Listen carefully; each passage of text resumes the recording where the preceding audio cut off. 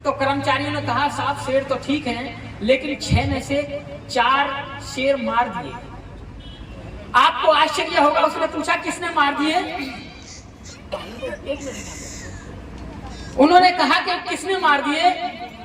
तो जंगल के जो पुलिस थी उन्होंने बताया कि जो आपके 4 शेर थे वो गांव के कुत्तों ने मार दिए। किसने मार दिए? गांव के कुत्तों ने मार दिए। अब आप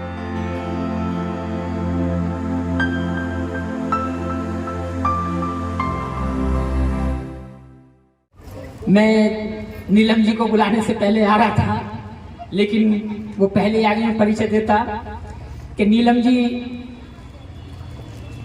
ये गोरखपुर में एक आंदोलन हो रहा था जमीन के लिए, वहां के लिए जा रहे थे। तो शाम को आए, शाम को सामने साथ ही खाना खाया था और रात की इनकी ट्रेन थी आनंद विहार बस रेलवे स्टेशन से ही ये पहुंचे।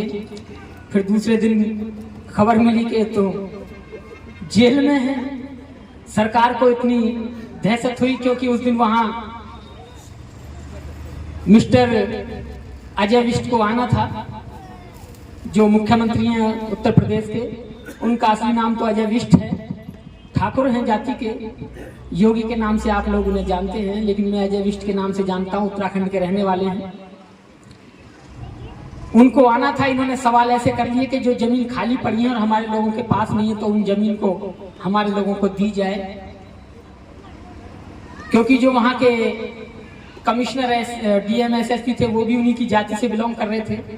तो वहां से आदेश हुआ कि महिलाएं तो क्या हुआ, उठा लो, डाल दो जेल में। और इन्हें उठा के जेल में डाल दिया। 21 दिन बाद इनकी जमानत हुई, 22वें दिन इनकी रिहाई हुई। तो 22 दिन ये जेल में रह के आए।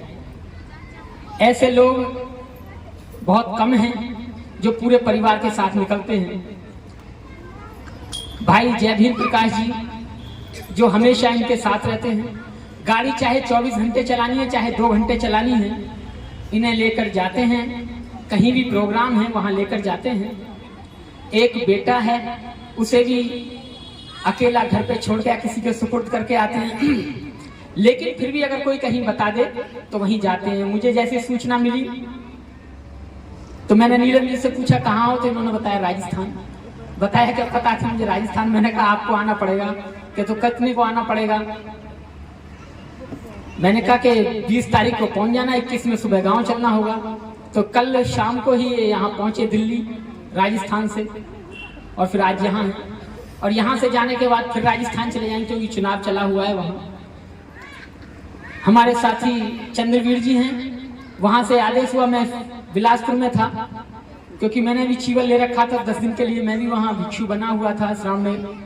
तो मैंने चंद्रवीर जी को भेजा कि चंद्रवीर जी आप देखिए। तो फिर वहाँ इलेक्शन चले हुए हैं, इस प्रोग्राम को खत्म करके फिर जाना है 25 में, फिर प्रोग्राम तो वापस में आना है। यानी कि जो एक कार्यकर्ता होता है वो 1000 आदमियों के बराबर कार्य कर रहा होता है। एक सामाजिक कार्यकर्ता पर 1000 लोगों से भी ज्यादा लोगों की जिम्मेदारी होती है। यानी कि वो अकेला आदमी एक अटेंडेंस लगाकर 1000 से भी ज्यादा लोगों की अटेंडेंस उपस्थिति दर्ज कराता है और कार्य करता है। तो ये जिम्मेदारी समाज के उन 1000 लोगों की बनती है कि हम उनकी देख रेख और खाने पीने चलने फिरने की सारी व्यवस्था का प्रबंध हम करें। लेकिन आज ऐसा हो नहीं रहा है। एक छोटी सी कहानी के साथ में आपको, कहानी नहीं एक सच बात बताने के साथ शुरुआत करता हूं। एक गीत दूंगा। ये तो हम और आप घर में बैठे हैं, एक ही छत के नीचे बैठे हैं। आप मेरे चाचा ताऊ भाई भतीजे हैं, मैं आपका किसी का भाई हूं, किसी का भतीजा हूं। कि कलकत्ता का एक सर्कस होता था, एशियन सर्कस। आप लोगों ने देखा होगा नुमाइश में जाके, अब तो बहुत कम आता है। एशियन सर्कस में भालू, कुत्ते, हाथी सब खेल दिखाते थे, देखे होंगे सबने। अब नहीं दिखाए जाते क्योंकि सरकार ने एक आयोग बनाया और उसमें ये बताया कि पशु पक्षियों पर हम दया करेंगे और जो उनके साथ क्रूरता करेगा यानी मार पिटाई या उनसे काम लेने की प्रक्रिया की जाएगी, उन्हें जेल में डाल दिया जाएगा। और सर्कस वालों से ये कह दिया कि आप इन जानवरों को अब कर्तव्य नहीं दिखाएंगे, न बिठा के खिलाएंगे या इन्हें जंगल में छोड़ो, क्योंकि ये जंगल के प्राणी हैं, ये भी आपकी तरह आजाद रहना चाहते हैं। तो एशियन सर्कस के मालिक ने कहा कि जो मेरे शेर हैं ये कहाँ जाएंगे, मेरे जो भालू हैं, बंदर हैं, जिनसे मैं करतब दिखाता हूँ, इतने हाथी हैं, क्या होगा? कि वो हम नहीं जानते, वो आप कुछ क्या कर सकते हैं, आप जाने, हम कुछ नहीं करेंगे। उस मालिक को अपने शेरों से इतना प्यार था कि वो बच्चे लेके आया था और सिखा के इतने अच्छे ट्रेंड कर दिए थे, उनकी कमाई खाता था, तो उसे बड़ा लगाव था उन शेरों से। उसने कहा मैं घर बिठा के खा लूंगा इन शेरों को, लेकिन जंगल में नहीं छोड़ूंगा। और उसने जंगल में नहीं छोड़े और कम से कम 6-7 महीने तक उन्हें अपने घर से मांस जो खिलाता था वो खिलाता रहा। लेकिन अपने 10-12 शेरों का मांस रोजाना आए और कमाई ना हो तो फिर कोई आदमी खाली बिठा के कहां तक खिला सकता है। आलम ये हुआ, स्थिति ये हुई कि उसने सोचने पर मजबूर हुआ। उसने सोचा कि क्यों ना इन शेरों को जंगल में छोड़ दिया जाए,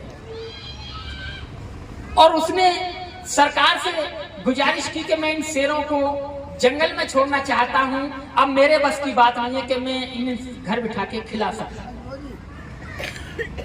अब सरकार ने कहा कि आपके जानवरों की पूरी सुरक्षा की जाएगी, आप इन्हें जंगल में छोड़ सकते हैं। एक दिन वो आया कि उसने उन जानवरों को ट्रक में भरा और जंगल में छोड़ दिया। जब जंगल में छोड़ दिया,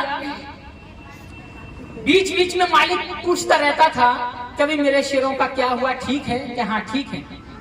अब 6 महीने गुजर गए। एक बार मालिक ने पूछा भाई मेरे शेर कैसे हैं, तो कर्मचारियों ने कहा साहब शेर तो ठीक हैं, लेकिन 6 में से 4 शेर मार दिए। आपको आश्चर्य होगा, उसने पूछा किसने मार दिए? उन्होंने कहा कि किसने मार दिए? तो जंगल के जो पुलिस थी उन्होंने बताया कि जो आपके 4 शेर थे वो गांव के कुत्तों ने मार दिए। किसने मार दिए? गांव के कुत्तों ने मार दिए। अब आप सोच के असमंजस में होंगे कि गांव के कुत्ते शेरों को कैसे मार सकते हैं। ये बात सच है, क्योंकि वो शेर बचपन से मालिक के पास रहे, पिंजरे में बंद रहे, उन्होंने कभी शिकार नहीं किया। उन्हें तो उबला हुआ मांस मिलता था जो कच्चे से भी अच्छा लगता था। उन्हें पता ही नहीं था कि शिकार कैसे किया जाता है, भोजन कैसे बनाया जाता है, भोजन कैसे खाया जाता है। यानी कि 4 शेर भूखे मर गए।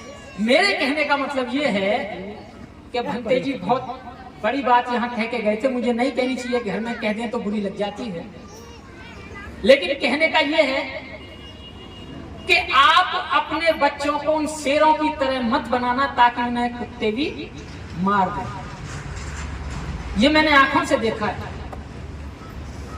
हमारे एक रिश्तेदार थे, उन्होंने इतनी संपत्ति जोड़ी, बच्चे पूछते भी थे कहां से आई संपत्ति, अबे खाए जाओ।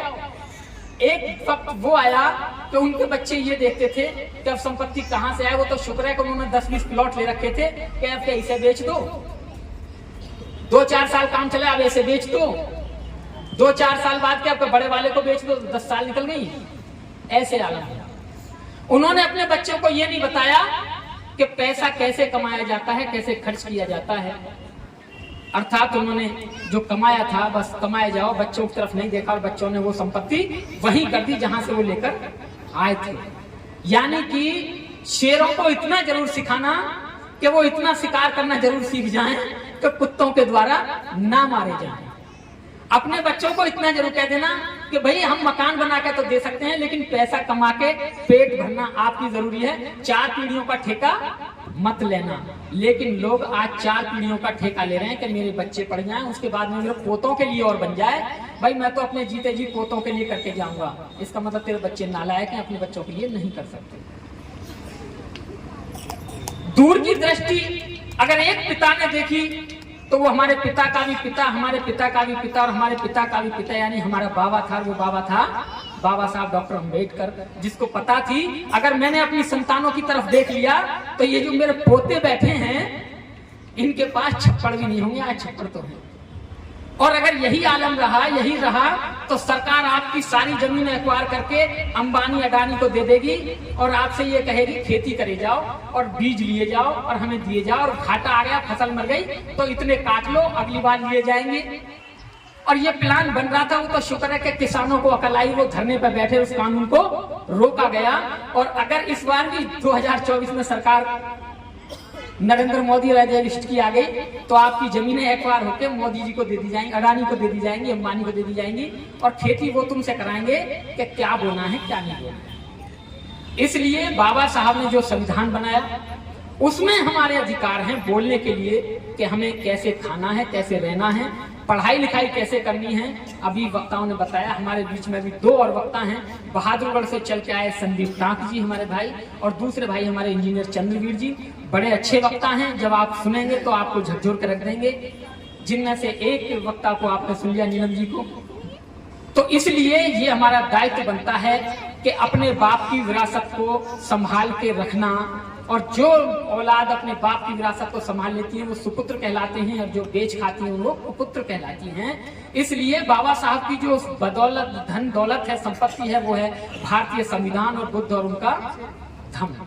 इन दोनों को हमें संभाल के रखना है, अर्थात हमें बाबा साहब के अनुसार ही कार्य करने हैं। किसी अन्य धर्म से हमारा कोई लेना देना नहीं है, और भारतीय संविधान की रक्षा करनी है। इसका जन्मदिन मना रहे हैं हम, क्योंकि किसी कारण परिस्थिति के कारण 26 नवंबर को ना मना के 21 नवंबर को किया जा रहा है। तो वो संविधान जिसकी बदौलत हम सब यहाँ आज बैठे हैं, एकत्रित हुए हैं, ऐसे संविधान को हम नमन करते हैं। पीछे उसके भी लिखा हुआ है कि भारतीय संविधान दिवस चिरायु हो, यानी कि अमर रहे, ये संविधान ऐसा ही रहे। तो ऐसे बाबा साहब के संविधान को हम सत नमन करते हैं कि बाबा साहब आपने संविधान हमें ऐसा बनाकर